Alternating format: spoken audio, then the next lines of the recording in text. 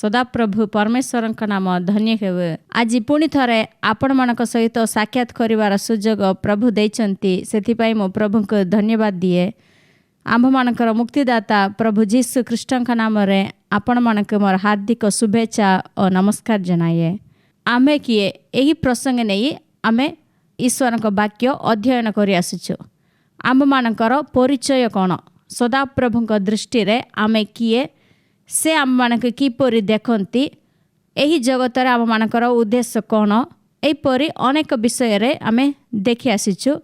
मु विश्वास करे जे आपण माने सप्तम भाग पर्यंत वीडियो देखिथिबे। जदि आपण देखि नाहंती हेले प्रथम भाग रो आपण कंटिन्यूअसली ताहा देखंतु। आज आमे एही प्रसंगर शेष भाग रे आमे आसी जाइछु। एही अष्टम भाग रे अंशग्रहण करबाक मो आपणक स्वागत करे। आसंतु प्रभुଙ୍କ वाक्यरु आमे शिखिबा। एही अध्ययन रे आमे अनेक विषय शिक्षा प्राप्त होइछु। एही शारीरिक भाव रे आमे जेउ परिचय सब जानिछु ताहा आम मानकर प्रकृत परिचय नहीं। ईश्वरଙ୍କ वाक्य कहे आंभ माने जगतर ज्योति, आंभ माने एही पृथ्वीर लवण सदृश ओटो, आंभ माने सर्वत भाव रे विजयी ओटो। एपरि अनेक विषय आमे शिखिछु। मनुष्य प्रकृत रे आत्मा ओटे। आमे किए बोली जदि आमे टिके समय बसी चिंता करी देखिबा हेले प्रकृत रे मोर शरीर मु नहीं, मोर प्राण मु नहीं, किंतु जो आत्मा मोठारे अछि सेही आत्मा ही प्रकृत रे मु अटे। आम माने एही तीनोटी विषय रे मध्य निर्दोष हेबा पाई सदाप्रभु आम मानक अनेक विषय करिसंती। एही विषय रे मैं अध्ययन करिथिलो। आज आउ गोटे विषय रे आम मानकर परिचय कौन, प्रभुଙ୍କ वाक्य आम विषय रे कौन कहे, एहा आज आम माने शिक्षा प्राप्त हेबा। प्रकाशित वाक्य प्रथम पर्व 6 पद रे एपरि लेखा हेछि पढ़िबा। पुणे आंभ मानक गोटे राजकुल करी आपणा ईश्वर और पितांक निकट रे याजक स्वरूपे नियुक्त करियछंती, ताहांक गौरव और पराक्रम जुगे जुगे हेउ आमेन। एठा लेखा हेछि सदाप्रभु आंभ मानक गोटे राजकुल करिसंती और आपणा पिता ईश्वरଙ୍କ निकट रे आंभ मानक याजक स्वरूपे नियुक्त करियछंती। एठारे दुईटी विषय लेखा हेछि। सदाप्रभु आंभ मानक राजकुल करिसंती और याजक स्वरूपे नियुक्त करियछंती। हेले एही गुटे विषय को आमे मने रखिबार अछि जे आमे किए बोली आमे जहाँ सब शिखि आसुछु, एही सब जने विश्वासीଙ୍କ जीवन विषय रे आमे अध्ययन करुछु। जो माने विश्वास करुचंती जीसु ख्रीष्टଙ୍କ द्वारा मुक्ति पाइचंती, सेमानक सदाप्रभु राजकुल करिसंती और याजक स्वरूपे नियुक्त करियछंती। एही विषय को पितर एपरि लेखुचंती। प्रथम पितर 2 पर्व 9 और 10 पद पढ़िबा।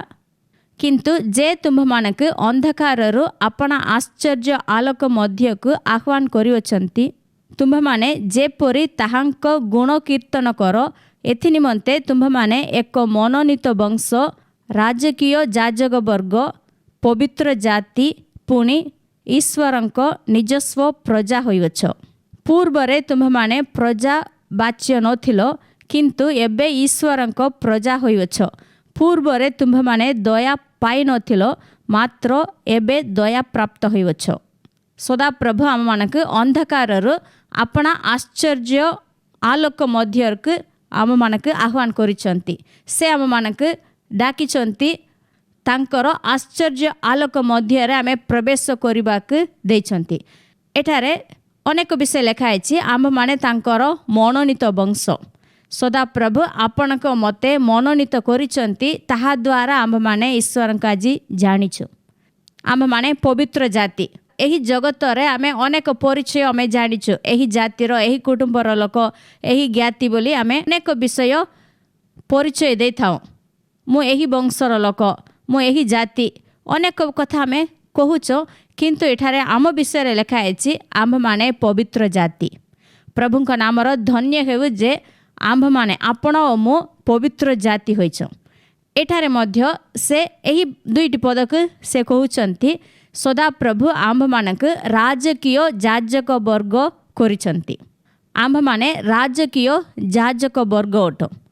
पूर्वे आम माने तांको राज्यर प्रजा होई नथिलो किंतु जीशु ख्रीष्टଙ୍କ द्वारा तांकर रक्त द्वारा आंभ माने परित्राण पाइछो ता द्वारा आज आम माने तांको राज्यर प्रजा होइछो। आगरे आमे दया प्राप्त होई नथिलो दया पाई नथिलो किंतु वर्तमान जीशु ख्रीष्टଙ୍କ द्वारा तांकर दया अनुग्रह पाइछो दया प्राप्त लोक होइछो। आज एही दुईटी परिचय विषय रे आमे अध्ययन करिबा। राजकीय जाजक वर्ग माने सदा प्रभु आम मानक राजा करिसंती आ जाजक करिसंती ले सदा प्रभु कहीं आम मानक राजा करिसंती एहा जानिबा पई आमे आदि पुस्तक को जीवा। आदि पुस्तक प्रथम पर्व 26 पद पढ़िबा। एथि उतारू परमेश्वर कहिले आंभ माने आपणा प्रतिमूर्ति रे और आपणा सादृश्य रे मनुष्यर निर्माण करू। से माने जलचर मत्स्यगण और खेचर पक्षीगण और पशुगण और समस्त पृथ्वी और भूमि रे गमनशील सब उरगामी जंतु उपरे कर्तृत्व करिवे। एई जगत रे समस्त विषय सृष्टि कला परे सदा प्रभु एपरि कहिले मनुष्यर सृष्टि करिबा। आंभ माने आपणा प्रतिमूर्ति रे आपणा सदृश्य रे मनुष्य को सृष्टि करू। से समस्त विषय उपरे समस्त जंतु पशु एही पृथ्वीर जहाँ सब अच्छी ताहा उपरे से कर्तृत्व करिवो। 28 पदरे आउ थरे एही विषय लिखाई पढ़िबा। आउ परमेश्वर सेमानक आशीर्वाद कले पुणी परमेश्वर सेमानक कहिले प्रजावंत और बहुवंश हुओ पुणी पृथ्वी की परिपूर्ण करी बसीभूत कर। आउ जलचर मत्स्यगण और केचर पक्षीगण और भूतर उरगामी जंतुगण उपरे कर्तृत्व कर। सदा प्रभु प्रथम मनुष्य आदमक सृष्टि कला परे एपरि आशीर्वाद देले जे तुमे प्रजावंत हुओ बहुवंश हुओ आउ समस्त विषय को तुमे बसीभूत कर। आउ एही सब पशु पक्षी समस्त उरगामी जंतु समस्त उपरे तुमे कर्तृत्व कर बोली ताक आशीर्वाद देले। किंतु आज आमे देखिले एही समस्त विषय मनुष्यर अधीन रे नहीं। कारण पाप जेतेबेले प्रथम मनुष्य पाप कला सेही पाप द्वारा सेही कर्तृत्व से हराइला। सदा प्रभु समस्त विषय उपरे कर्तृत्व करिवा पाई शासन करिवार अधिकार ताक देइथिले किंतु जेतेबेले से पाप कला पाप हेतु मनीष सेही निजर शासन क्षमता से हराइला। ता पूर्वे से कौनसी पशु को देखि भय करथिला नहीं। समस्त विषय समस्त पशु तार आज्ञा मानिथिला किंतु पाप आसिला परे से अनेक विषय को भय करबा को लागिला। वर्तमान से सब किछि द्वारा शासित होइछि। ले आमे जानिछु जे छोट जीवाणु माने छोट भाइरस बैक्टेरिया मध्य एक व्यक्ति को आक्रमण करि पारिछि आउ ताक हत्या करि पारुछि। माने तार अर्थ कौन मनुष्य ता उपरे कर्तृत्व करि पारुने मनुष्य किछि करि पारुने अन्यान्य विषय सब ताक शासन करुछि। वर्तमान अनेक विषय भय रे ही मनुष्य रहिछि। अनेक प्रकार रोग आसी जाइछि सेही रोगर भय और अभिशाप एपरि अनेक विषयर अधीन रे मनुष्य रहिबाक पड़िला। किंतु एहा मनुष्य प्रति ईश्वरंकर इच्छा नहीं। सदा प्रभुकर इच्छा कौन थिला समस्त विषय को से कर्तृत्व करिवो से राजत्व करिवो समस्त विषय तार अधीन रे रहिबार अछि। एही भूमि रे एही पृथ्वी रे से राजा परि शासन करिवार अछि। एहा ही मनुष्य प्रति ईश्वरंकर इच्छा थिला। मनुष्य जेकोसी विषयर दास होई रहिबा ईश्वरंकर इच्छा नहीं। रोमियो 8 अध्याय 15 पदर एपर लेखा है तुम्भ माने पुनर्बार भय करने निमंते दासत्वर आत्मा पाई नह किंतु पुत्रत्वर आत्मा पाइवछ तद्वारा आंभ माने आबा पित बोली डाकी थाऊ। एठारे विश्वासी मानक विषय रे लेखा है पुनर्बार भय करने निमंते तुम्हें दासत्वर आत्मा पाई नह। एही दासत्वर आत्मा पाइथिबारु समस्त विषय रे भय लागुछि किंतु विश्वासी माने जे माने ख्रीष्टन को ग्रहण करिसंती सेमानक एही दासत्वर आत्मा दिया जाय नै। जने विश्वासी समस्त विषय रे कर्तृत्व करिबा ही ईश्वरंकर इच्छा अटे। ରୋମିଓ 5 ପର୍ବ 17 ପଦରେ ଏପରି ଲେଖା ହେଇଛି ପଢ଼ିବା। ଯେନୁ ଯଦି ଜଣକର ଅପରାଧରେ ସେହି ଜଣକ ଦ୍ୱାରା ମୃତ୍ୟୁ ରାଜତ୍ୱ କଲା, ତେବେ ଯେଉଁମାନେ ଅନୁଗ୍ରହ ଓ ଧାର୍ମିକତା ଦାନର ପ୍ରଚୁରତା ପ୍ରାପ୍ତ ହୁଅନ୍ତି, ସେମାନେ ଏକ ବ୍ୟକ୍ତି ଅର୍ଥାତ୍ ଯୀଶୁ ଖ୍ରୀଷ୍ଟଙ୍କ ଦ୍ୱାରା ଆହୁରି ଅଧିକ ରୂପେ ଜୀବନରେ ରାଜତ୍ୱ କରିବେ। ଏଠାରେ ପ୍ରେରିତ ପାଉଲ 2 ଜଣଙ୍କ ବିଷୟରେ କହୁଛନ୍ତି। ଜଣକର ଅପରାଧରେ ସେହି ଜଣକ ଦ୍ୱାରା ମୃତ୍ୟୁ ଏହି ପୃଥିବୀରେ ରାଜତ୍ୱ କଲା। ସେହି ଜଣ କିଏ ବୋଲି ଆମେ ଜାଣିଛୁ ଯେ ପ୍ରଥମ ମନୁଷ୍ୟ ଆଦାମଙ୍କ ଦ୍ୱାରା, ଆଦାମର ଅପରାଧ ପାପ ଦ୍ୱାରା ମୃତ୍ୟୁ ଏହି ଜଗତରେ ପ୍ରବେଶ କଲା, ମୃତ୍ୟୁ ରାଜତ୍ୱ କଲା। ତେବେ ଯେଉଁମାନେ ଯୀଶୁଖ୍ରୀଷ୍ଟଙ୍କର ଅନୁଗ୍ରହ ଓ ଧାର୍ମିକତା ଦାନର ପ୍ରଚୁରତା ପାଇଛନ୍ତି, ମାନେ ତାର ଅର୍ଥ କ'ଣ? ଆମ୍ଭମାନେ ଆଗରେ ଅନୁଗ୍ରହ ପାଇନଥିଲୁ, ଯୀଶୁଖ୍ରୀଷ୍ଟଙ୍କ ଦ୍ୱାରା ଯୀଶୁ ଆମ୍ଭମାନଙ୍କ ନିମନ୍ତେ ବଳିକୃତ ହେବା ଦ୍ୱାରା ଆମ୍ଭମାନେ ଅନୁଗ୍ରହ ପାଇଛୁ, ଈଶ୍ୱରଙ୍କର ଧାର୍ମିକତା ଆମେ ପାଇଛୁ। ଆଜି ଆମେ ଧାର୍ମିକ ବୋଲି କହୁଛୁ, ଏହା ଆମ୍ଭମାନଙ୍କର ଧାର୍ମିକତା ନାହିଁ, ଈଶ୍ୱର ଦତ୍ତ ଧାର୍ମିକତା।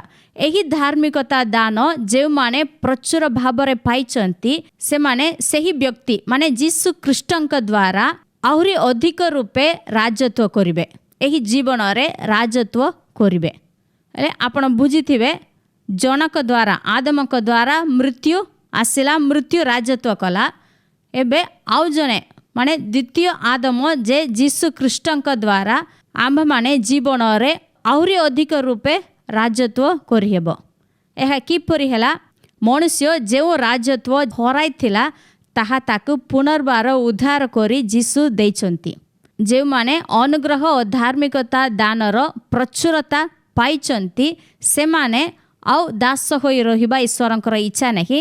ସେମାନେ ଯୀଶୁଖ୍ରୀଷ୍ଟଙ୍କ ଦ୍ୱାରା ଏହି ଜୀବନରେ ଆହୁରି ଅଧିକ ରୂପେ ଶାସନ କରିହେବ, ରାଜତ୍ୱ କରିହେବ। ଆଜି ଯଦି ଆପଣ ପ୍ରକୃତରେ ଯୀଶୁଙ୍କୁ ବିଶ୍ୱାସ କରିଛନ୍ତି, ହେଲେ ଆପଣ କର୍ତ୍ତୃତ୍ୱ କରିପାରିବେ। ଯେଉଁ ଶାସନ କ୍ଷମତା, ସେହି ଅଧିକାର ମନୁଷ୍ୟ ହରାଇଥିଲା, ଆଜି ଆମ୍ଭମାନେ ଆଉ ଥରେ ପାଇଛୁ। ଆମ ଜୀବନରେ ଆମେ ରାଜତ୍ୱ କରିହେବ, ଏହା ନିଶ୍ଚିତ ଅଟେ। ଏହି ବିଷୟକୁ ଆମେ ବିଶ୍ୱାସ କରିବାର ଅଛି। ହେଲେ ସଦାପ୍ରଭୁଙ୍କ ନାମ ରାଜାମାନଙ୍କର ରାଜା। ପ୍ରକାଶିତ ବାକ୍ୟ 19:16 ଏପରି ଲେଖା ହେଇଛି, ସେ ରାଜାମାନଙ୍କର ରାଜା ଓ ପ୍ରଭୁମାନଙ୍କର ପ୍ରଭୁ ଅଟନ୍ତି। ଆମେ ଏବେ ଯେଉଁ ଦେଶରେ ଅଛି, ଏଠି ଆମେ ରାଜାଙ୍କର ଶାସନର ଅଧୀନରେ ଆମେ ନୁହଁ। ରାଜାମାନଙ୍କର ଶାସନ କାଳ ଏବେ ନାହିଁ। ଆମେ ଡେମୋକ୍ରାଟିକ୍ ଦେଶରେ ଅଛୁ, ମାନେ ଆମର ପ୍ରଧାନମନ୍ତ୍ରୀ, ମୁଖ୍ୟମନ୍ତ୍ରୀ, ସମସ୍ତ ମନ୍ତ୍ରୀମାନେ ଲୋକମାନଙ୍କ ଦ୍ୱାରା ମନୋନୀତ କରାଯାଉଛନ୍ତି। ଏହି ବିଷୟ ଆମେ ଜାଣିଛୁ। ଆମମାନେ ରାଜାମାନଙ୍କର ଅଧୀନରେ ଏବେ ନାହିଁ। ଏହି ମୁଖ୍ୟମନ୍ତ୍ରୀ, ଏହି ପ୍ରଧାନମନ୍ତ୍ରୀ, ଏମାନେ ଜନ୍ମରୁ ପ୍ରଧାନମନ୍ତ୍ରୀ ନୁହନ୍ତି, ଜନ୍ମରୁ ସେମାନେ ମୁଖ୍ୟମନ୍ତ୍ରୀ ନୁହନ୍ତି। ଯେଉଁଦିନ ସେମାନେ ଅନ୍ୟମାନଙ୍କ ଦ୍ୱାରା ମନୋନୀତ କରାଯାଉଛନ୍ତି, ସେହି ଦିନଠାରୁ ସେମାନେ ସେହି ପଦ ପାଉଛନ୍ତି। କିନ୍ତୁ ସଦାପ୍ରଭୁ ଆମ୍ଭମାନଙ୍କୁ ରାଜା କରିଛନ୍ତି। ଏହା କିପରି? ଆମ୍ଭମାନେ ଜନ୍ମରୁ ରାଜା ହୋଇଛୁ। ସଦାପ୍ରଭୁ ରାଜାମାନଙ୍କର ରାଜା ଅଟନ୍ତି, ଆମ୍ଭେ ତାଙ୍କର ଉତ୍ତରାଧିକାରୀ ଅଟୁ। ଯଦି ଜଣେ ରାଜାଙ୍କ ଘରେ ଗୋଟେ ଛୁଆ ଜନ୍ମ ହୋଇଛି, ହେଲେ ସେହି ଛୁଆ ମଧ୍ୟ ରାଜା ହେବ, ରାଜା ହେବାର ସୁଯୋଗ ତାକୁ ଅଛି। ହେଲେ ଆମ୍ଭମାନେ ସଦାପ୍ରଭୁଙ୍କର ସେହି ପରିବାରରେ ଜନ୍ମ ନେଇଛୁ। ଆମ୍ଭମାନେ ଜନ୍ମରୁ ରାଜା ହୋଇଛୁ, ମାନେ ଏହି ଜଗତରେ ଆମେ ଯାହା ଯେଉଁଦିନ ଜନ୍ମ ହୋଇଥିଲୁ ସେହି ବିଷୟରେ ମୁଁ କହୁନାହିଁ। ପ୍ରଥମ ପିତର 1 ଅଧ୍ୟାୟ 23 ପଦରେ ସେ ଏପରି ଲେଖିଛନ୍ତି, ଯେନୁ ତୁମ୍ଭମାନେ କ୍ଷୟନୀୟ ବୀଜରୁ ନୁହେଁ, ବରଂ ଅକ୍ଷୟ ବୀଜରୁ ଅର୍ଥାତ୍ ଈଶ୍ୱରଙ୍କ ଜୀବନ୍ତ ଓ ଚିରସ୍ଥାୟୀ ବାକ୍ୟ ଦ୍ୱାରା ପୁନର୍ଜାତ ହୋଇଅଛ। ଆମ୍ଭମାନେ ଈଶ୍ୱରଙ୍କର ଅକ୍ଷୟ ବୀଜରୁ, ମାନେ ଈଶ୍ୱରଙ୍କର ବାକ୍ୟ ଦ୍ୱାରା, ଜୀବନ୍ତ ବାକ୍ୟ ଦ୍ୱାରା ପୁନର୍ଜାତ ହୋଇଅଛୁ। ଯେତେବେଳେ ଯୀଶୁଖ୍ରୀଷ୍ଟଙ୍କୁ ବିଶ୍ୱାସ କରିବା ଦ୍ୱାରା ଆମେ ପୁନର୍ଜନ୍ମ ପାଇଛୁ, ସେହି ଜନ୍ମଠାରୁ ଆମ୍ଭମାନେ ରାଜା ହୋଇଛୁ। ଯଦି ଆପଣ ପୁନର୍ଜନ୍ମ ହୋଇଛନ୍ତି, ମାନେ ପ୍ରକୃତରେ ପରିତ୍ରାଣ ପାଇଛନ୍ତି, ହେଲେ ଆପଣ ଈଶ୍ୱରଙ୍କର ସନ୍ତାନ ହୋଇଛନ୍ତି। ଯୋହନ 1:14 ପଦରେ ଏପରି ଲେଖା ହେଇଛି, ଯେତେ ଲୋକ तांकठारे विश्वास करती से माने तांकर संतान हेबार अधिकार से देइछंती। सेही पुनर्जन्म द्वारा आपण राजा होइछंती। एथिरे कोनोसी संदेह नहीं जे आपण जने राजा अटंती। आपण गरीब होइथिले भी आपण जने राजा अटंती। हुए तो आपणकर एते शिक्षा नथिले भी आपण जदि अशिक्षित होइथिले भी आपण जने राजा अटंती। समस्ते आपणक प्रत्याख्यान करथिले भी आपण जने राजा अटंती। हुए तो आपण कहिबे मोर निजर घर लोक तो मते सम्मान देउनांती, समस्ते मते प्रत्याख्यान करिसंती, मोर कथा केही शुणुनाहांती, मु केपरि राजा हेबी। जदि आपण समस्तक द्वारा अवनति होइथिले भी आपण जने राजा बोली ईश्वरक वाक्य कहे। आपण जने राजा अटंती बोली मु कहिने ईश्वरक वाक्य कहे। जेहेतु यह ईश्वरक वाक्य कहे आम माने ताहा विश्वास करिवार अछि। यह आपणकर स्थिति जे आपण जने राजा अटंती। यह आम मानकर परिचय अटे। प्रभु का वाक्य आम विषय रे कहूछि विश्वासी माने राज्यकुल होइचंती, से माने कर्तृत्व करि पारिबे, से माने राजा होइचंती। आम मानकर एही जागतिक भाव रे एही जगतर जीवन को देखिले आमे राजा नहीं, आमे राजा बोली केही कहि पारिबे नै, आमे मध्य एटा विश्वास करि हेबो नै। किंतु एही विषय को आमे जानिबार अछि सदा प्रभु आम ठारे जहाँ सब करिचंती से सब आमर आत्मा रे होइछि। आम माने आत्मा रे पुनर्जन्म होइछि, आत्मा रे आमे परित्राण पाइछि। आम मानकर आत्मा रे ईश्वरकर आत्मा वास करुचंती। आम मानकर आत्मा को से मुद्रांकित करिचंती। आम मानकर आत्मा रे आमे राजा अटो। आपणक आत्मा रे आपण राजा अटंती। हेले आमर आत्मा रे ईश्वर दत्त अनेक विषय अछि बोली आमे गत भागरे अध्ययन करिथिलो। ईश्वरक स्वभाव आम आत्मा रे अछि, ईश्वरकर जीवन आम ठारे अछि, ईश्वरकर प्रेम आम आत्मा रे दिया जायछि, ईश्वरकर शांति आम अंतर रे आम आत्मा रे अछि। ठीक सेपरि जने राजांकर अधिकार और सेई शक्ति कर्तृत्व करिवार क्षमता आमर आत्मा रे दिया जायछि। प्रथम मनुष्य जहाँ हराइथिला ताहा एबे जीशु ख्रीष्ट उद्धार करी आम मानक पुनर्बार देइछंती। आमर आत्मा संपूर्ण भाव रे पवित्र होइछि।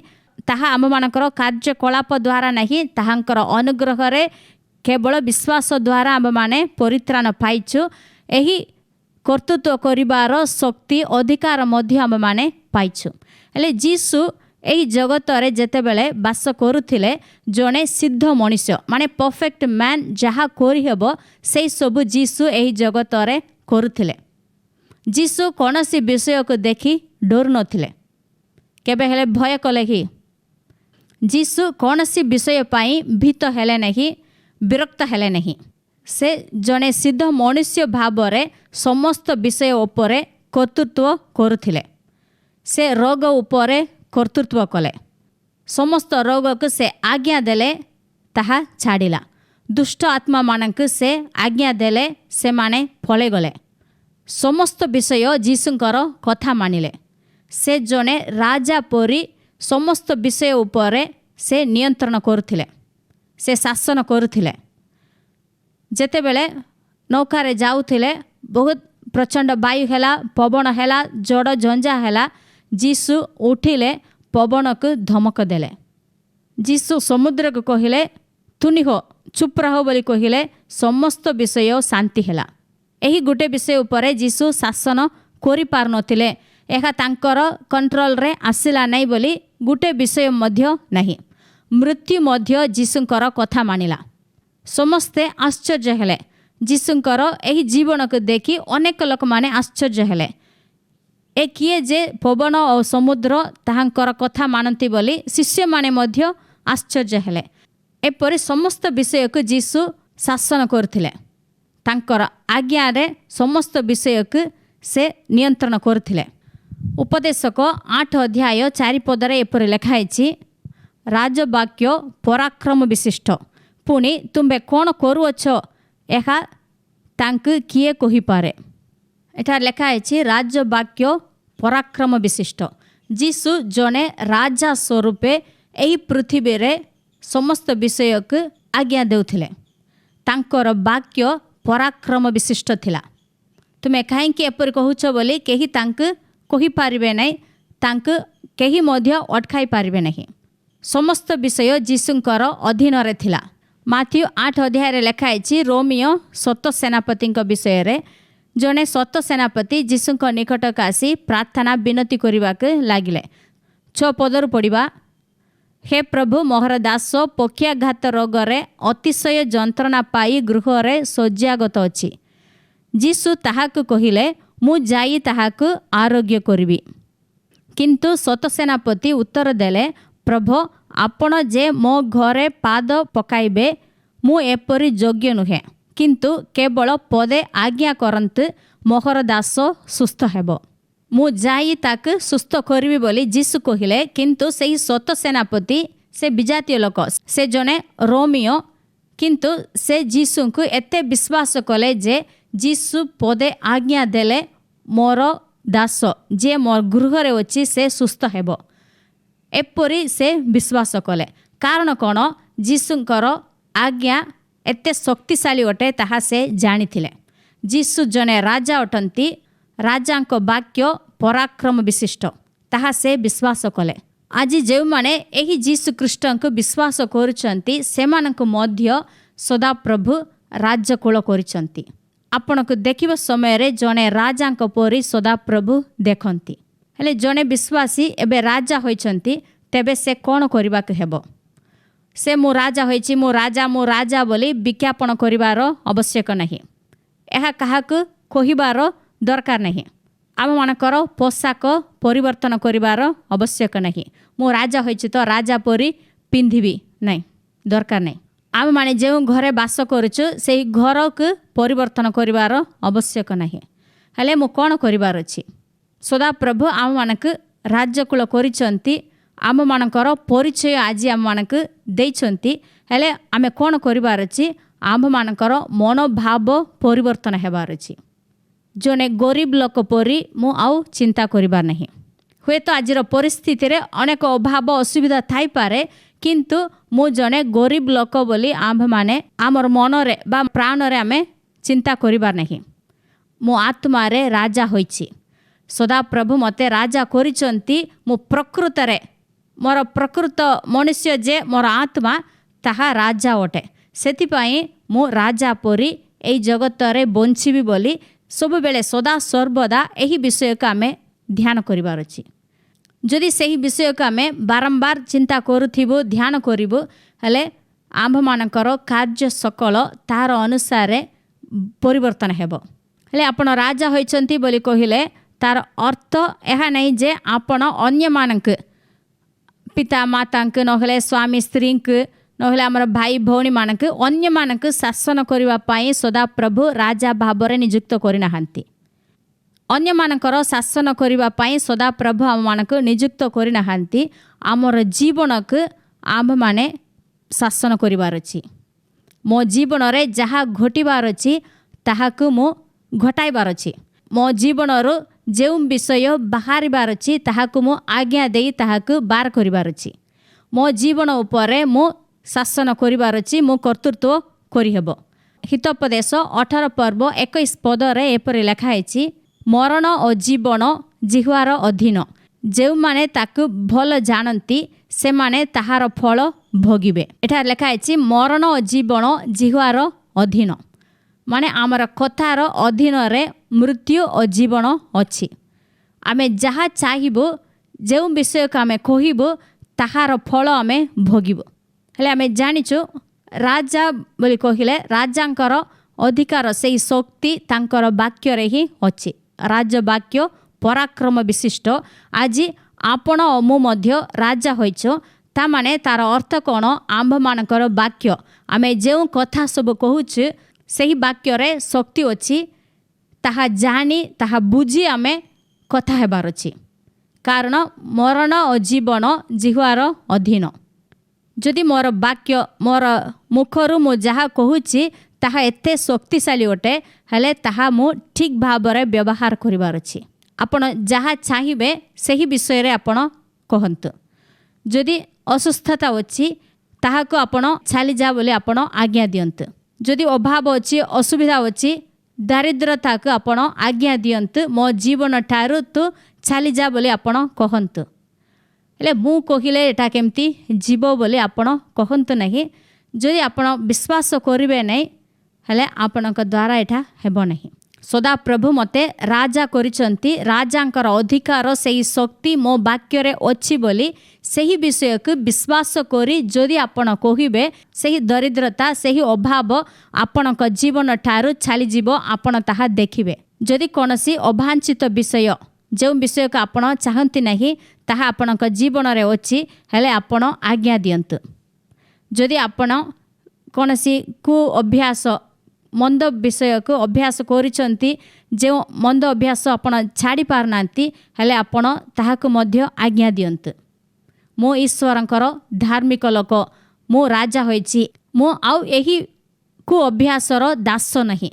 सदा प्रभु मते दासत्वर आत्मा देई नाहंती मो ताहाको कर्तृत्व करबी बोली आपण सेही विषय रे कहंतु हेले थरे कहिले सेटा हेबो नै आपण बारंबार एटा कहंतु आपणक मन रे एही विषय को रखंतु मु जने राजा मु आउ कोनसी विषयर दास हेबी नहीं एही विषय को मो नियंत्रण करिबी मोर कंट्रोल रे एटा को मो रखिबी बोली आपण सब बेले कहंतु एहा मने ध्यान करंतु जदि आपणक परिवार रो स्वामी नहेले पुओ झियो जे हेले भी को अभ्यास रे थिले आपण आपणकर एही अधिकार एही शक्ति को व्यवहार करंतु आपणक परिवार ठारू जो विषय दूर हेबार अछि ताहाको आपण आज्ञा देई दूर करंतु एहा आपण अभ्यास करंतु जदि आपण प्रैक्टिस करिवे दिने 2 दिन रे एटा न हेले मध्य आपण बारंबार एटा कहंतु ताहा आपणक परिवार रो दूर हेबा पर्यंत आपण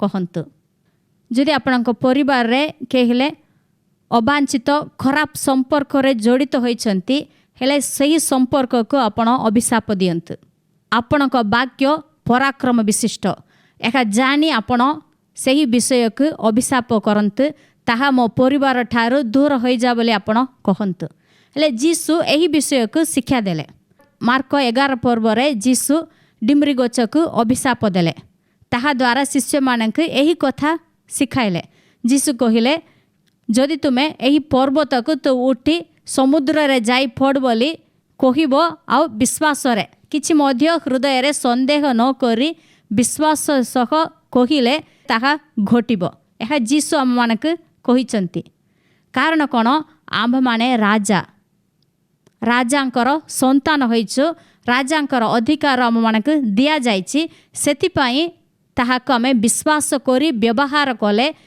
आमे जहा कहिबो ताहा आम जीवन रे घटिबो आम माने रोगग्रस्त होई शଯ୍ୟାରେ थिबा ईश्वरंकर इच्छा नहीं आम जीवन रे जो दुख अच्छी क्लेश अच्छी रोग अभाव असुविधा अच्छी यही सब द्वारा आम माने भारग्रस्त हेबा ईश्वरंकर इच्छा नहीं जीसु कहिले एही जगत रे क्लेश अच्छी किंतु साहस धर मो जगत को जय करिवछि जीसु आम्भ मानक मध्य जय करिबा पाई राजा करिसंती जो कर्तृत्व सदा प्रभु आपनक देइछंती आपनकर आत्मा रे देइछंती ताहाकु आपण व्यवहार करंतु हेले मु कहिले एटा हेबो कि आपण अविश्वास रे कहंतु नहीं आपण एही विषय को विश्वास करंतु प्रभु का वाक्य मोर परिचय जहा बोली कहूची ताहाकु मु ग्रहण करिबी मो राजा बोली ईश्वर का वाक्य कहूची सेही परिचय को मु ग्रहण करुछि जदि आपण एही प्रभु का वाक्य प्रति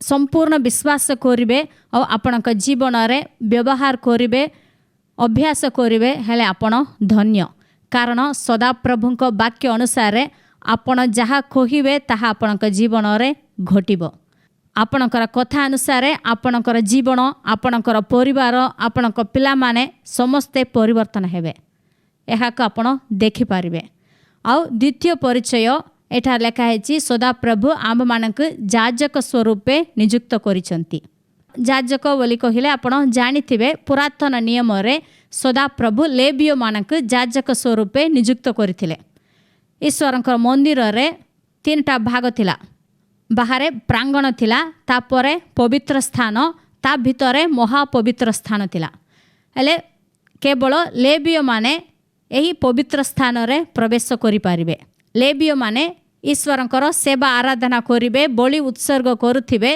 सेमाने ही पवित्र स्थान रे प्रवेश करिवे। अन्य माने समस्ते केवल प्रांगण रे ही प्रवेश करि पारिबे ता भितरे सेमाने जाई पारिबे नहीं।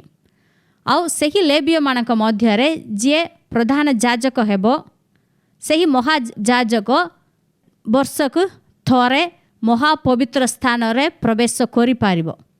सदा प्रभु आम मानक याजक स्वरूपे नियुक्त करिअछंती। हेले एहा किपरि संभव हैला? पुरातन नियम रे जे माने रहुथिले मोसांक व्यवस्थार अधीन रे थिले सेमाने केही मध्य निजर इच्छा अनुसार ईश्वरंकु दर्शन करि पारिबे नहीं। केही मध्य पवित्र स्थान रे प्रवेश करि पारिबे नहीं। से जदि राजा हेले मध्य से पवित्र स्थान रे प्रवेश करिवार अनुमति दिया जाय नथिला। प्रथम सामुएल 13 अध्याय रे एक घटना लेखाइछि 8 पद आमे पढ़िबा। ए उतारे सामुएलंकर निरूपित समयानुसार साउल 7 दिन विलंब कले मात्र सामुएल गिलगल को आसिले नहीं। एहेतु लोकमाने तांको निकटरु छिन्न भिन्न हेबाक लागिले। एथिरे साउल कहिले एठारे मो निकटक सेही होम बलि और सेही मंगलार्थक बलि आण आउ से होम बलि उत्सर्ग कले। सदा प्रभु साउलंकु राजा स्वरूपे नियुक्त करिथिले। इस्राएल मानकर प्रथम राजा साउल थिले। से राजा होइथिले भी से होम बलि देबार नहीं। मोसांक व्यवस्था अनुसार केवल याजक माने बलि उत्सर्ग करिबा कथा किंतु समय हैला सामुएल आसिले नहीं। एथिपाई से साहस हेले होम बलि मंगलार्थक बलि सबु मो निकटक आन मु एटा देवी बोली से सदा प्रभुंक उद्देश्य रे होम बलि उत्सर्ग कले। तापरे लेखाइछि से होम बलि उत्सर्ग करी समाप्त हेला क्षणी सामुएल सेठाक आसीगले। जेउ विषय केवल याजक माने करिवार थिला ताहा राजा करिदेला। सेतिपाई संगे संगे सामुएल कहउछंती तुम्हर राज्यत्व स्थिर हेबो नहीं। सदा प्रभु तुमको राजा करिथिले किंतु तुमर राज्यत्व आउ स्थिर हेबो नहीं। सदा प्रभु आउ जनक मनोनीत करिवे कारण सदा प्रभु तुमको जहा आज्ञा देथिले ताहा तुमे पालन कल नहीं। ईश्वरंकर आज्ञा कोन? केवल याजक माने बलि उत्सर्ग करिवार अछि। ताहार नीति नियम सबु सदा प्रभु देइचंती किंतु साउल ताहा मानिला नहीं। सेतिपाई राज्यत्व तांक ठारू आउ तापरे दाऊदंक निकटक गला। एबे नूतन नियम रे सदा प्रभु आंभ मानक विश्वासी मानक राजा करिसंती मध्य याजक भी करिसंती। 26 अध्याय रे राजा उसियंक विषय रे लिखाइछि। से जने उत्तम राजा थिले किंतु केते वर्ष हैला परे तांकर अहंकार हैला। 16 पद पढ़िबा। मात्र से बलवान हुंते तांकर अंतःकरण उदित हैला तहु से दुराचरण करी सदा प्रभु आपना परमेश्वरंक विरुद्ध रे सत्य लंघन कले कारण से धूप बेदी रे धूप जलाइबा निमंते सदा प्रभुंक मंदिर को गले। ले ईश्वरंकर आज्ञा अनुसार राजा उसियो धूप जलाइबा नहीं।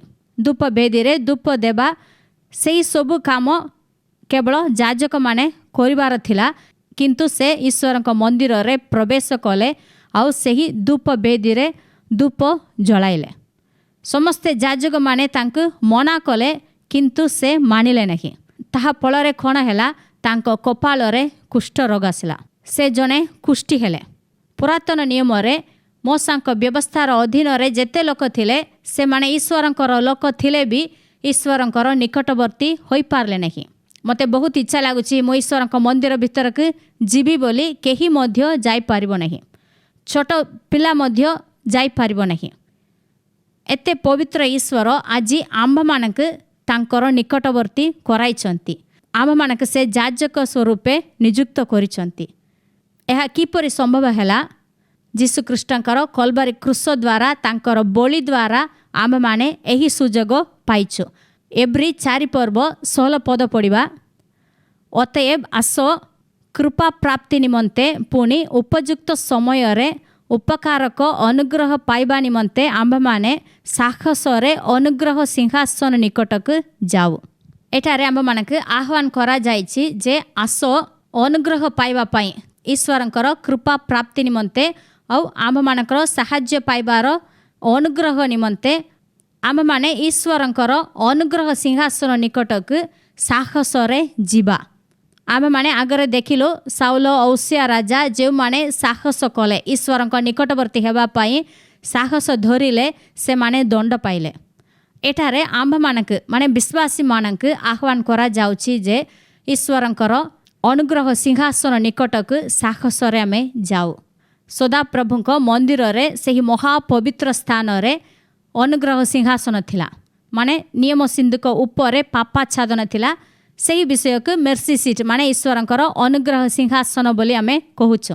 ମାର୍କ 15:37 ପଦରେ ଏପରି ଲେଖା ହେଇଛି, ଯୀଶୁ ଉଚ୍ଚ ସ୍ୱର କରି ପ୍ରାଣ ତ୍ୟାଗ କଲେ। ପୁଣି ମନ୍ଦିରର ବିଚ୍ଛେଦ ବସ୍ତ୍ର ଉପରୁ ତଳ ପର୍ଯ୍ୟନ୍ତ ଚିରି 2 ଖଣ୍ଡ ହେଲା। ଯୀଶୁ ଯେତେବେଳେ କଲବରୀ କ୍ରୁଶରେ ଆପଣା ପ୍ରାଣ ତ୍ୟାଗ କଲେ, ମାନେ ଆମ୍ଭମାନଙ୍କ ନିମନ୍ତେ ବଳିକୃତ ହେଲେ, ସେହି ସମୟରେ ମନ୍ଦିରରେ ଭିତରେ ଯେଉଁ ବିଚ୍ଛେଦ ବସ୍ତ୍ର ଥିଲା, ମାନେ ମହାପବିତ୍ର ସ୍ଥାନରେ ଯେପରି କେହି ପ୍ରବେଶ ନ କରିବେ ଏଥିପାଇଁ ବିଚ୍ଛେଦନ ବସ୍ତ୍ର ଥିଲା। ତାହା ବହୁତ ମୋଟା ବସ୍ତ୍ର, ତାହା ଉପରୁ ଚିରିଗଲା 2 ଖଣ୍ଡ ହେଲା।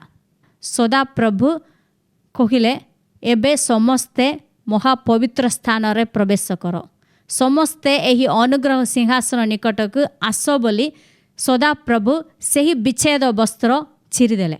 ସଦାପ୍ରଭୁ ଆମ୍ଭମାନଙ୍କୁ ବହୁତ ପ୍ରେମ କରିଛନ୍ତି, ଆପଣଙ୍କ ମତେ ସେ ବହୁତ ଭଲ ପାଆନ୍ତି। ଏଥିପାଇଁ ଆପଣା ନିଜ ପୁତ୍ରଙ୍କୁ ଦାନ କଲେ। ଯୀଶୁଙ୍କର ସେହି ବଳି ଦ୍ୱାରା ଆମ୍ଭମାନଙ୍କୁ ତାଙ୍କର ନିକଟବର୍ତ୍ତୀ କରାଇଛନ୍ତି। ଏବ୍ରୀ 10:19 ପଦରେ ଆମେ ପଢ଼ିବା, ଅତଏବ ହେ ଭାଇମାନେ, ଯୀଶୁ ବିଚ୍ଛେଦ ବସ୍ତ୍ର ଅର୍ଥାତ୍ ଆପଣା ଶରୀର ଦ୍ୱାରା ଯେଉଁ ନୂତନ ଓ ଜୀବନଦାୟକ ପଥ ଆମ୍ଭମାନଙ୍କ ନିମନ୍ତେ ପ୍ରସ୍ତୁତ କରିଅଛନ୍ତି, ସେହି ପଥରେ ଯୀଶୁଙ୍କ ରକ୍ତ ଦ୍ୱାରା ମହାପବିତ୍ର ସ୍ଥାନରେ ପ୍ରବେଶ କରିବା ନିମନ୍ତେ ଆମ୍ଭମାନଙ୍କର ସାହସ ଥିବାରୁ, ପୁଣି ଈଶ୍ୱରଙ୍କ ଗୃହ ଉପରେ ନିଯୁକ୍ତ ଆମ୍ଭମାନଙ୍କର ଜଣେ ମହାନ ଯାଜକ ଥିବାରୁ, ଆସ ଆମ୍ଭମାନେ ହୃଦୟ ପ୍ରକ୍ଷାଳନ ଦ୍ୱାରା କଳୁଷିତ ବିବେକରୁ ଶୁଚୀକୃତ ଓ ନିର୍ମଳ ଜଳରେ ଧୌତ ଶରୀର ହୋଇ ସରଳ ହୃଦୟ ସହ ପୂର୍ଣ୍ଣ ବିଶ୍ୱାସରେ ଈଶ୍ୱରଙ୍କ ନିକଟବର୍ତ୍ତୀ ହେଉ। ଯୀଶୁ ଆପଣା ଶରୀର ଦ୍ୱାରା ମାନେ ଆପଣା ଶରୀରକୁ ଉତ୍ସର୍ଗ କରିବା ଦ୍ୱାରା ଏକ ନୂତନ ଓ ଜୀବନଦାୟକ ପଥ ପ୍ରସ୍ତୁତ କରିଛନ୍ତି। ସେହି ପଥ ମହାପବିତ୍ର ସ୍ଥାନକୁ ଯିବା ପାଇଁ ଆମ୍ଭମାନଙ୍କ ନିମନ୍ତେ ପ୍ରସ୍ତୁତ କରାଯାଇଛି। ଆଜି ଆମେମାନେ ମହାପବିତ୍ର ସ୍ଥାନରେ ଯାଇପାରିବୁ, ଈଶ୍ୱରଙ୍କର ନିକଟବର୍ତ୍ତୀ ହୋଇପାରିବୁ। ଆମେମାନେ ଯାଜକ ହୋଇଛୁ, ମାନେ ତାର କାରଣ କ'ଣ? ଯୀଶୁ ଆମ୍ଭମାନଙ୍କ ନିମନ୍ତେ ପ୍ରାଣ ତ୍ୟାଗ କରିଛନ୍ତି। କେବଳ ଯୀଶୁ ଖ୍ରୀଷ୍ଟଙ୍କର ରକ୍ତ ଦ୍ୱାରା ସେ ଯେଉଁ ପଥ ପ୍ରସ୍ତୁତ କରିଛନ୍ତି, ତାହା ଦ୍ୱାରା ଆମ୍ଭମାନେ ଈଶ୍ୱରଙ୍କର ନିକଟବର୍ତ୍ତୀ ହୋଇପାରୁଛୁ। ଯୀଶୁଙ୍କର ରକ୍ତ ଦ୍ୱାରା ସେହି ପଥ ପ୍ରସ୍ତୁତ ହୋଇଥିବାରୁ ଆମ୍ଭମାନେ ସାହସ ପାଇପାରୁଛୁ। ନହେଲେ ଆମେ ଈଶ୍ୱରଙ୍କ ନିକଟରେ ଯାଇ ହେବ ନାହିଁ। କେବଳ ଯୀଶୁଖ୍ରୀଷ୍ଟଙ୍କର ରକ୍ତ ଦ୍ୱାରା ଆମ୍ଭମାନେ ସାହସ ପାଇଛୁ। ଏତିକି ନୁହେଁ, ଯୀଶୁ ହିଁ ଆମ୍ଭମାନଙ୍କର ମହାଯାଜକ ହୋଇଛନ୍ତି। ଏହି ବିଷୟକୁ ବିଶ୍ୱାସ କରିବା ଦ୍ୱାରା ଆମ୍ଭମାନେ ମହାପବିତ୍ର ସ୍ଥାନରେ ପ୍ରବେଶ କରୁଛୁ। ଯେଉଁମାନେ ଯୀଶୁ ମୋ ପାଇଁ ମୃତ୍ୟୁଭୋଗ କଲେ, ଯୀଶୁ ମୋର ପାପ ଭୋଗଣ କଲେ, ଯୀଶୁ ମୋର ଦଣ୍ଡ ସେ ଭୋଗିଲେ ବୋଲି ଯେଉଁମାନେ ବିଶ୍ୱାସ କରନ୍ତି, ସେମାନେ ଈଶ୍ୱରଙ୍କର ନିକଟବର୍ତ୍ତୀ ହେବେ। ଆଜି ଆପଣ ଓ ମୁଁ କେବଳ ଯୀଶୁଙ୍କ ଦ୍ୱାରା ହିଁ ଈଶ୍ୱରଙ୍କୁ ପାଇଛୁ। ସଦାପ୍ରଭୁ ଆମ୍ଭମାନଙ୍କୁ ଏହି ପରିଚୟ ମଧ୍ୟ ଦେଇଛନ୍ତି ଯେ ଆମ୍ଭମାନେ ତାଙ୍କର ଯାଜକ ସ୍ୱରୂପ ଅଟୁ। ଆମ୍ଭମାନେ ସଦା ସର୍ବଦା ତାଙ୍କ ନିକଟରେ ଯାଇପାରିବୁ। ଯେତେବେଳେ ଆପଣ ପ୍ରାର୍ଥନା କରୁଛନ୍ତି, ସେତେବେଳେ ଆପଣ ଈଶ୍ୱରଙ୍କର ମହାପବିତ୍ର ସ୍ଥାନରେ ପ୍ରବେଶ କରୁଛନ୍ତି। ହେଲେ ମୁଁ ଘରେ ବସିଛି ତ ମୁଁ ଘରେ ବସିକି ପ୍ରାର୍ଥନା କରୁଛି, ନାହିଁ। ଆପଣ ଈଶ୍ୱରଙ୍କର ମହାପବିତ୍ର ସ୍ଥାନରେ ପ୍ରବେଶ କରିଛନ୍ତି, ତାଙ୍କର ଅନୁଗ୍ରହ ସିଂହାସନ ପାଖରେ ନିକଟବର୍ତ୍ତୀ ହୋଇଛନ୍ତି। ଏହାକୁ ଆମେ ବିଶ୍ୱାସ କରିବାର ଅଛି। ଯୀଶୁଖ୍ରୀଷ୍ଟଙ୍କର କ୍ରୁଶ ଦ୍ୱାରା ଆମ ଜୀବନରେ, ଆମ ଆତ୍ମାରେ ଯାହା ସବୁ ସେ ସାଧନ କରିଛନ୍ତି, ତାହାକୁ ଆମେ ବିଶ୍ୱାସରେ ଗ୍ରହଣ କରିବା। ସଦାପ୍ରଭୁ ଆମମାନଙ୍କୁ ଯାଜକ ସ୍ୱରୂପେ ନିଯୁକ୍ତ କରିଛନ୍ତି। ସେଥିପାଇଁ ଆମେ ସବୁବେଳେ ତାଙ୍କର ପ୍ରଶଂସା କରିହେବ। ଈଶ୍ୱରଙ୍କର ଗୁଣାନୁବାଦ କରିହେବ, ତାଙ୍କର ପ୍ରଶଂସା ଗୀତ ଗାଇ ପାରୁଛୁ। ଏହି ସବୁ ସୁନ୍ଦର ସୁଯୋଗ ସଦାପ୍ରଭୁ ଆମମାନଙ୍କୁ ଦେଇଥିବାରୁ ଆମେ ତାଙ୍କୁ ଧନ୍ୟବାଦ ଦେବା। ଆମେ କିଏ ବୋଲି ଆମେ ପ୍ରଥମ ଭାଗରୁ ଏହି ଅଷ୍ଟମ ଭାଗ ପର୍ଯ୍ୟନ୍ତ ଅଧ୍ୟୟନ କରିଛୁ। ମୁଁ ବିଶ୍ୱାସ କରେ ଯେ ଆପଣ ଏହା ଦ୍ୱାରା ଅନେକ ବିଷୟ ଈଶ୍ୱରଙ୍କ ବାକ୍ୟରୁ ଜାଣିପାରିଛନ୍ତି। ମୁଁ କିଏ, ମୋର ପରିଚୟ କ'ଣ, ମାନେ ମୋର ପ୍ରକୃତ ପରିଚୟ କ'ଣ, ସଦାପ୍ରଭୁ ମୋତେ କିପରି ଦେଖନ୍ତି, ଏହି ସବୁ ବିଷୟକୁ ଯଦି ଆପଣ ଠିକ୍ ଭାବରେ ବୁଝିବେ ହେଲେ ଆପଣଙ୍କର ଜୀବନରେ ସମସ୍ତ ବିଷୟରେ ଆପଣ ସଫଳତା ପାଇପାରିବେ। ଆପଣଙ୍କ ଆଧ୍ୟାତ୍ମିକ ଜୀବନରେ, ଆପଣଙ୍କ କାର୍ଯ୍ୟରେ, ଆପଣଙ୍କ ପରିବାରରେ, ପିଲାମାନଙ୍କ ଜୀବନରେ, ଆପଣଙ୍କର ସେବା କାର୍ଯ୍ୟରେ, ସମସ୍ତ ବିଷୟରେ ଆପଣ ସଫଳ ପାଇପାରିବେ। ପ୍ରଭୁ ଏହି ବାକ୍ୟ ଦ୍ୱାରା ଆପଣଙ୍କ ଆଶୀର୍ବାଦ କରନ୍ତୁ। ଆସନ୍ତୁ ଆମେ ପ୍ରାର୍ଥନା କରିବା। ହେ ଆମମାନଙ୍କର ଦୟାଳୁ ପିତା ପରମେଶ୍ୱର, ତୁମର ପବିତ୍ର ମହାନାମର ଧନ୍ୟବାଦ ଦେଉଛୁ ବାପା। ପ୍ରଭୁ ଆମ୍ଭମାନଙ୍କର ମୁକ୍ତିଦାତା ପ୍ରଭୁ ଯୀଶୁ ଖ୍ରୀଷ୍ଟଙ୍କ ନାମରେ ଆମେ ତୁମ ନିକଟକୁ ଆସିଛୁ ବାପା। ତୁମର ଏହି ଜୀବନ୍ତ ବାକ୍ୟ ପାଇଁ ତୁମକୁ ଧନ୍ୟବାଦ ଦେଉଛୁ ପ୍ରଭୁ। ଆମମାନଙ୍କର ଆତ୍ମା, ପ୍ରାଣ ଓ ଶରୀର ନିମନ୍ତେ ପ୍ରଭୁ ତୁମେ ଯେଉଁ ମହାନ କାର୍ଯ୍ୟ କ୍ରୁଶରେ କରିସାରିଛ ସେଥିପାଇଁ ତୁମକୁ ଧନ୍ୟବାଦ ଦେଉଛୁ ବାପା। ପ୍ରଭୁ ଆମ୍ଭମାନଙ୍କୁ ତୁମେ ଏତେ ପ୍ରେମ କଲ ଯେ ଆପଣ ଅଦ୍ୱିତୀୟ ପୁତ୍ରଙ୍କୁ ପ୍ରଭୁ ଆମ୍ଭମାନଙ୍କ ନିମନ୍ତେ ତୁମେ ଦାନ କଲ। ଯୀଶୁ ଖ୍ରୀଷ୍ଟଙ୍କର ରକ୍ତ ଦ୍ୱାରା ଆମ୍ଭମାନଙ୍କୁ ଧୋଇ ଦେଇଛ ପ୍ରଭୁ, ତୁମର ସନ୍ତାନ କରିଛ ପ୍ରଭୁ। ପାପ ହେତୁ ମଣିଷ ଯେଉଁ କର୍ତ୍ତୃତ୍ୱ ରାଜତ୍ୱ ହରାଇଥିଲା ତାହାକୁ ପ୍ରଭୁ ତୁମେ ପୁନର୍ବାର ଆମ୍ଭମାନଙ୍କୁ ଦେଇଛ, ସେଥିପାଇଁ ଧନ୍ୟବାଦ ଦେଉଛୁ ବାପା। ପ୍ରଭୁ ଏହି ଜଗତ ଆମମାନଙ୍କୁ ଯେପରି ଦେଖିଲେ ବି ପ୍ରଭୁ ତୁମେ ଆମ୍ଭମାନଙ୍କୁ ରାଜା ସ୍ୱରୂପେ ଦେଖୁଛ ପ୍ରଭୁ। ଆମ୍ଭମାନଙ୍କୁ ତୁମେ ଯାଜକ ସ୍ୱରୂପେ ନିଯୁକ୍ତ କରିଅଛ ପ୍ରଭୁ। ଏହି ପରିଚୟ ପାଇଁ ତୁମକୁ ଧନ୍ୟବାଦ ଦେଉଛୁ ବାପା। ଯେଉଁମାନେ ଏହି ବାକ୍ୟ ଶୁଣିଛନ୍ତି ଓ ମୋ ସହିତ ପ୍ରାର୍ଥନା କରୁଛନ୍ତି ପ୍ରତ୍ୟେକଙ୍କୁ ତୁମେ ଆଶୀର୍ବାଦ କର ପ୍ରଭୁ। ସେମାନଙ୍କର ପରିସ୍ଥିତି ଆଜି ଯେପରି ଥିଲେ ମଧ୍ୟ ପ୍ରଭୁ ସେହି ପରିସ୍ଥିତିକୁ ସେମାନେ ଯେପରି ପ୍ରଭୁ ବାକ୍ୟ ଦ୍ୱାରା ପ୍ରଭୁ ଆପଣା କଥା ମାଧ୍ୟମରେ ପରିବର୍ତ୍ତନ କରିପାରିବେ ଏଥିପାଇଁ ତୁମେ ସାହାଯ୍ୟ କର ପ୍ରଭୁ। ଯୀଶୁ ଖ୍ରୀଷ୍ଟଙ୍କର ରକ୍ତ ଦ୍ୱାରା, ସେହି ବଳି ଦ୍ୱାରା ପ୍ରଭୁ ଆମ୍ଭମାନଙ୍କୁ ତୁମର ନିକଟବର୍ତ୍ତୀ କରାଇଛ ପ୍ରଭୁ। ତୁମକୁ ଧନ୍ୟବାଦ ଦେଉଛୁ ବାପା। ଆମ୍ଭମାନେ ପାପୀ ଦିନହୀନ ଥିଲୁ, ଅନ୍ଧକାରରେ ଥିଲୁ, କିନ୍ତୁ ପ୍ରଭୁ ତୁମର ଆଶ୍ଚର୍ଯ୍ୟ ଆଲୋକ ନିକଟକୁ ତୁମେ ଆଣିଅଛ ପ୍ରଭୁ। ଆମ୍ଭମାନଙ୍କୁ ଯାଜକ ସ୍ୱରୂପେ ନିଯୁକ୍ତ କରିଅଛ। ତାହାଦ୍ୱାରା ପ୍ରଭୁ ଆମ୍ଭମାନେ ଏହି ମହାପବିତ୍ର ସ୍ଥାନରେ ତୁମକୁ ଦର୍ଶନ କରିବା ପାଇଁ ପ୍ରଭୁ, ତୁମକୁ ଭେଟିବା ପାଇଁ ସୁନ୍ଦର ସୁଯୋଗ ଆମେ ପାଇଛୁ, ସେଥିପାଇଁ ତୁମକୁ ଧନ୍ୟବାଦ ଦେଉଛୁ ବାପା। ପ୍ରଭୁ ତୁମରି ଧାର୍ମିକତା ଆମମାନଙ୍କୁ ଦେଇଛ ପ୍ରଭୁ। ଈଶ୍ୱର ଦତ୍ତ ଧାର୍ମିକତା ଆମେ ପାଇଛୁ, ତାହାଦ୍ୱାରା ପ୍ରଭୁ ତୁମକୁ ଆଭା ପିତା ବୋଲି ଆମେ ଡାକି ପାରୁଛୁ, ସେଥିପାଇଁ ତୁମକୁ ଧନ୍ୟବାଦ ଦେଉଛୁ ବାପା। ତୁମ ନାମର ଗୌରବ ନିମନ୍ତେ ଆମେ ଯେପରି ସଫଳତାର ଜୀବନ ଯାପନ କରିପାରିବୁ, ପବିତ୍ର ଭାବରେ ଜୀବନ ଯାପନ କରିପାରିବୁ, ଏଥିପାଇଁ ଆମମାନଙ୍କୁ ତୁମେ ସାହାଯ୍ୟ କର ପ୍ରଭୁ। ଯେଉଁମାନେ ବିଶ୍ୱାସ ସହ ପ୍ରାର୍ଥନା କରୁଛନ୍ତି ପ୍ରତ୍ୟେକଙ୍କୁ ତୁମେ ଆଶୀର୍ବାଦ କର, ପ୍ରତ୍ୟେକ ପରିବାରକୁ ତୁମେ ଆଶୀର୍ବାଦ କର। କେବଳ ତୁମର ଇଚ୍ଛା ପ୍ରତ୍ୟେକ ପରିବାରରେ ସଫଳ ହେଉ ପ୍ରଭୁ, ତୁମେ ଆଶୀର୍ବାଦ କର, ମଙ୍ଗଳ କର। ଏହି ପ୍ରାର୍ଥନା ନାଜରେତୀୟ ଯୀଶୁ ଖ୍ରୀଷ୍ଟଙ୍କ ନାମରେ ମାଗିଲି, ଆମେନ୍।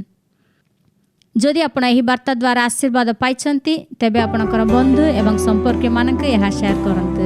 ଧନ୍ୟବାଦ।